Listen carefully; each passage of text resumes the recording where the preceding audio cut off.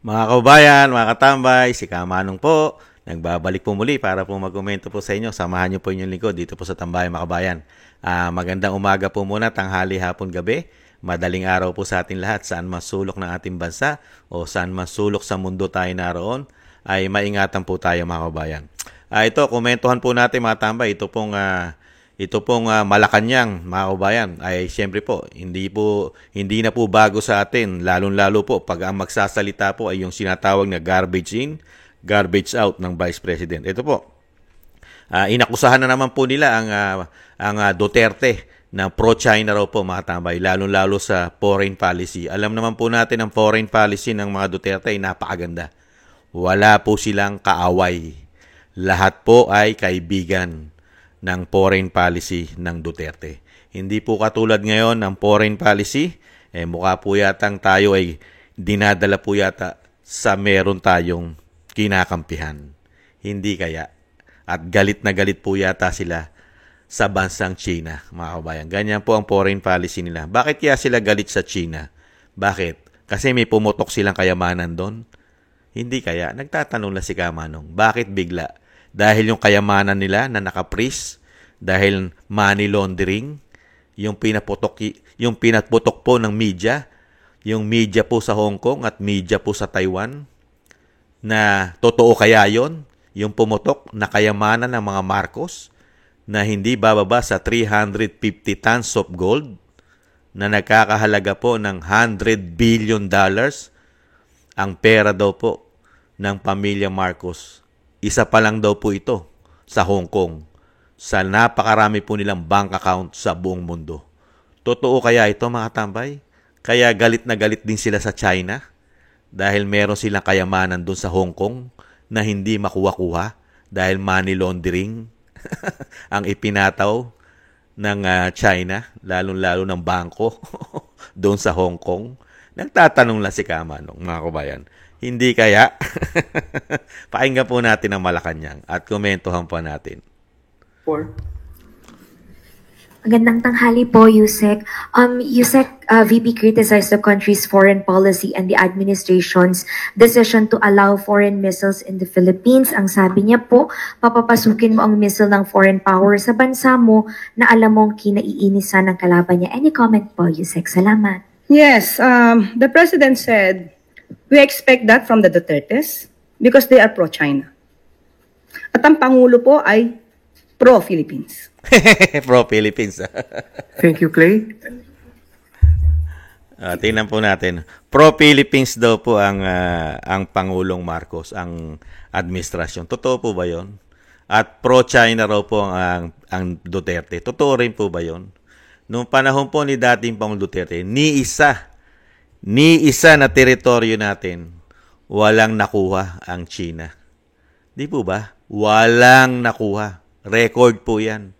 Sa panahon po ba nila? Di po ba may nakuha na nga sa panahon nila na sinasabi nila sila'y pro-Pilipino?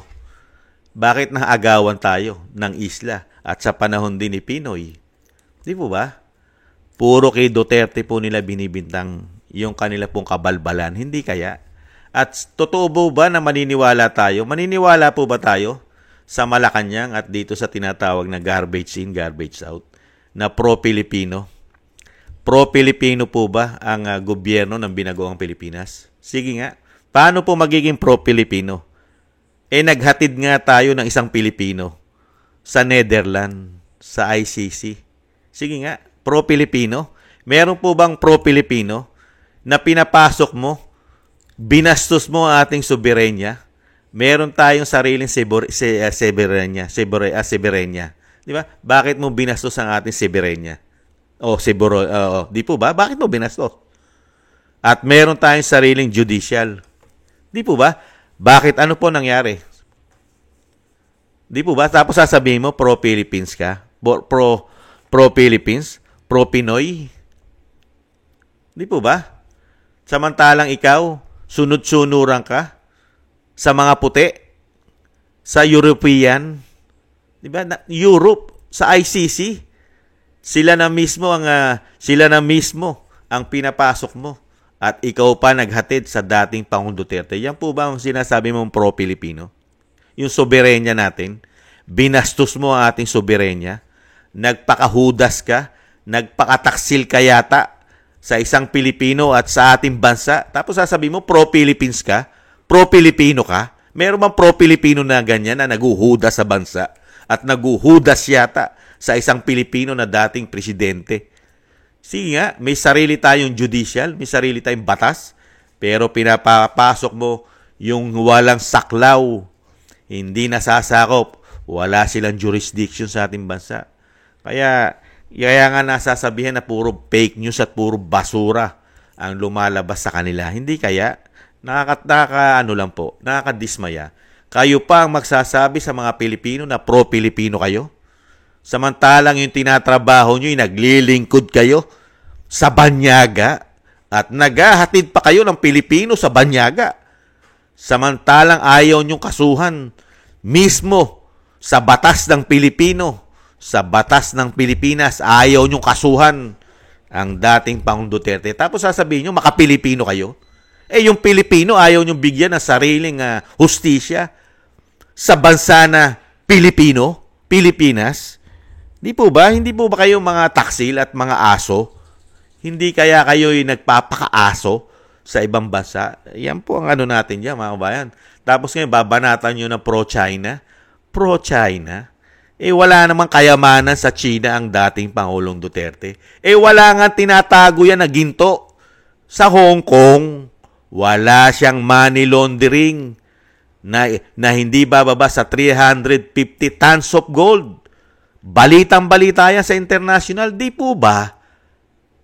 $100 billion ang halaga nito, ang money laundering nila sa China, Hong Kong. Sino po ba ang pro-China?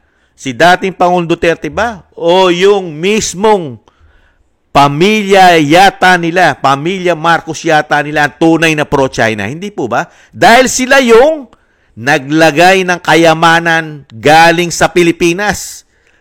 Di po ba? Sino po ba totoong pro-China? Di po ba sila? Dahil yung pera, ginto, na galing sa Pilipinas, kung sasabihin mo na ikaw ay pro-Pilipino, bakit doon mo diniposito sa China yung ginto na galing sa Pilipinas? Kung talagang ikaw ay pro-Pilipinas, pananatilihin mo ang ginto na pumuputok ngayon sa balita, international news, sa Taiwan, sa China, Hong Kong. Ano balita? Isang damukal na ginto galing yata sa Pilipinas, diniposito sa China, Hong Kong. Di po ba? Ngayon, hindi nila makuha. 350 tons of gold. Yan. Putok na putok po yan sa balita. Di po ba?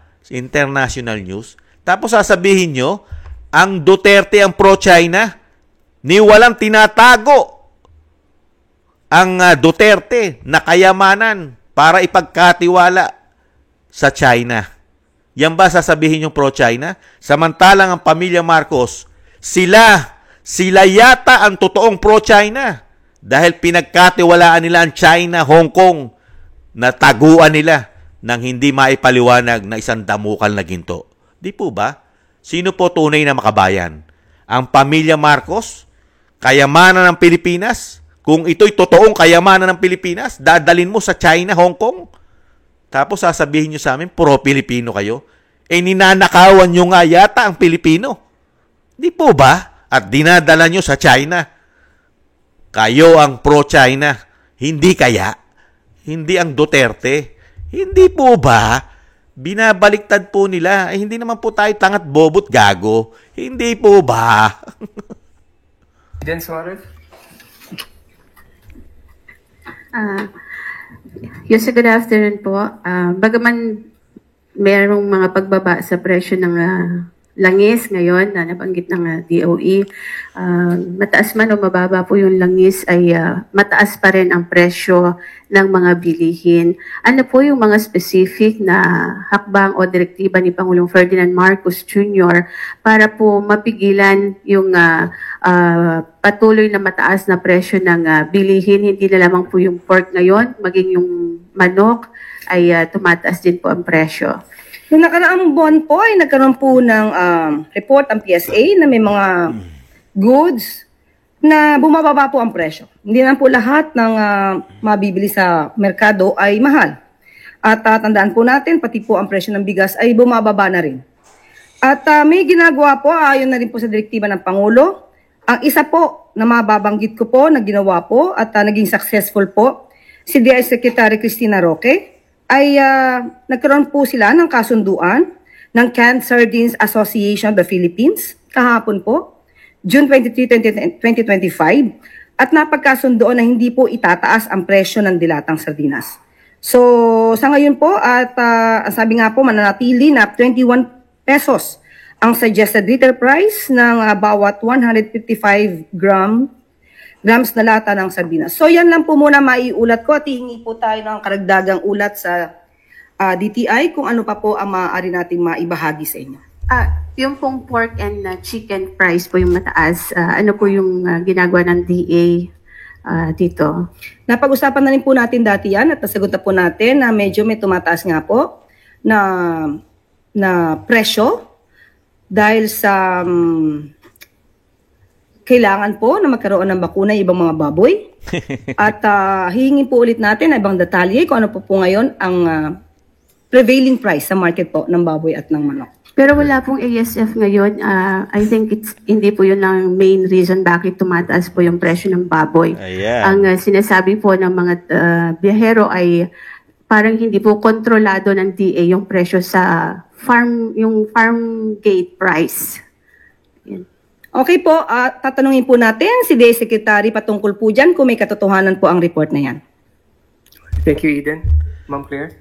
Nakita nyo mga tambay, hirap na hirap po sagutin ang problema ng bayan, problema ng Pilipino, problema ng bansa. Hirap na hirap po. Talagang pinipilit po na ito'y pangatwiranan. At ilihis po mga tambay. Saan po dinadala? Ang presyo po ng bilihin ay halos lahat mataas. Hindi lang po baboy, manok, pati po ang karning baka. At napakarami pa, pati mga gulay. Pero saan po dinadala na sinasabing patuloy at may bumababa ang presyo? Sardinas. Sardinas. Mananatili raw po ang presyo ng sardinas. Ang Pilipino po ba hanggang sardinas na lang ang kayang bilhin? Mga kabayan, walang problema ang ating mga karne. Walang sakit ang ating mga hayop. Di po, wala. Pero, tama yung sinasabi ng reporter. Hindi kontrolado. Lalong-lalo po sa mga negosyante. Kasi walang ngipin ang gobyerno. Hindi po ba? Walang pakialam. Hindi kaya. Walang pakialam sa mga Pilipino. Hindi kaya. Kasi iba po ang tinututukan ng gobyerno. Nakatutok po yata sila 100% sa mga Duterte. Pero sa problema, kaya nga sinasabi nga po ng Vice President, yang pong ganyang pangnunungkulan. Di ba? Sanay na sanay daw pong mambudol. Di po ba? Sanay na sanay mambudol. At sanay na sanay lang po mangako. Hindi po ba? Kaya nga binansagang scammer din sila, mga kababayan.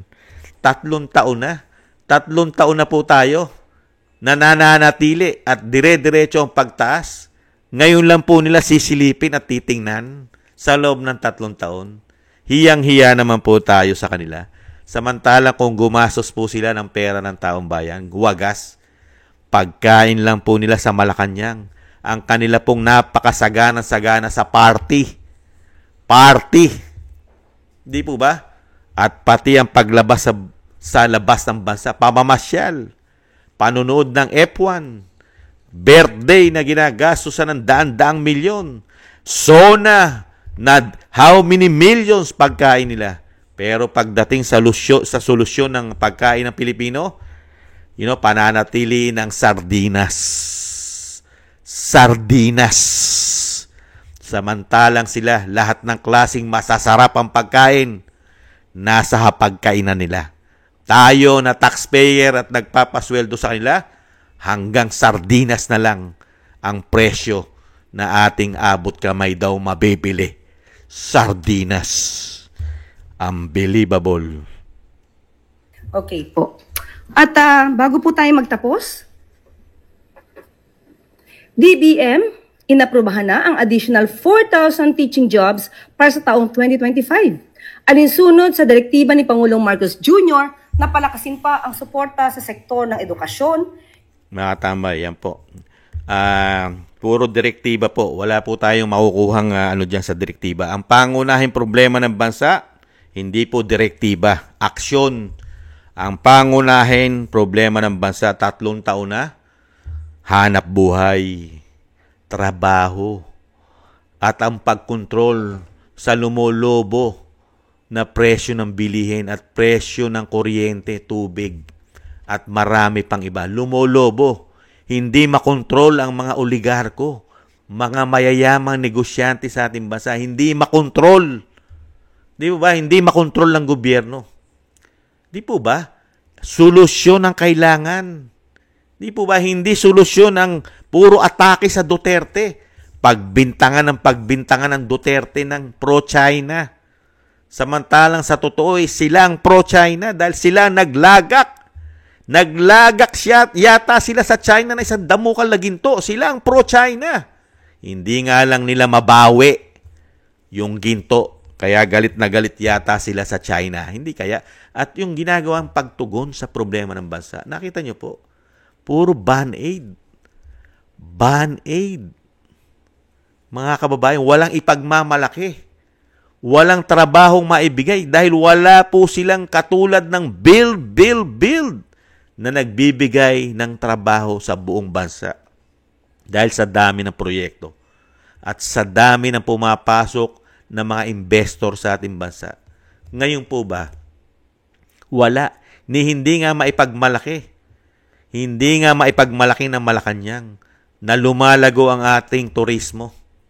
Di po ba hindi maipagmalaki? Dahil bagsak ang ating turismo na pag-iiwanan na tayo ng Bangladesh. Di po ba? Pati ng Vietnam, tinatalo na rin po ang ating ekonomiya. Di po ba? Kawawa ang bansa natin. At mismo ang World Bank, hindi niya po sinagot. Ang World Bank, bagsak ang ekonomiya natin. Kaya niya bang pasinungalingan yan? Kaya. Dahil sanay naman po yata sila magsinungaling. At magsabi ng fake news, hindi kaya. Nakita niyo po. Tapos dadalhin tayo sa napakaganda nilang pagsugpo sa droga, sa pulburon. Totoo po ba yon? Di po ba hindi? Lumaganap ang mga addictos ngayon. Di ba na-spoiled sila? Dahil nga po kauna-unahan ng Pangulo ay may issue rin ng pulburon. Gumagamit, sumisinghot daw. Kasama pa ang pagsinghot sa coke. Kaya nga tumapang, di ba? Tumapang, dumami pa ang gumagamit itong pulburon. Paano masusugpo yan, mga kabayan? Patuloy ang pagpasok nito. Hindi po ba? Dahil nga napakarami nilang nahuhuli. Pag marami ka nahuhuli, ibig sabihin, maraming pumapasok. Hindi po lahat ay nahuhuli. Hindi po ba? At hindi ba kayo nagtataka? Walang nahuhuling mga big fish ang mga ito. Ang lagi lang po nilang binabalita, puro Duterte. Mga kababayan, pro-China ang Duterte. Sila, pro-Philippines, pro-Pinoy. Yung pro-Pinoy, pro-Philippines na administrasyon, ang pinakamaraming kayamanang inilagay sa China. Hindi kaya? Hindi po ba tayo ginagawang tangat bobot mga gago nito, mga kababayan? At iba ang kanilang foreign policy. Iba. Ikumpara mo sa dating Pangulong Duterte. Wala tayong kinikilingan kay dating Pangulong Duterte. Kaibigan natin lahat. Kaya nga malaya tayong nakikipag-merkado. Ang ating ekonomiya, open sa lahat.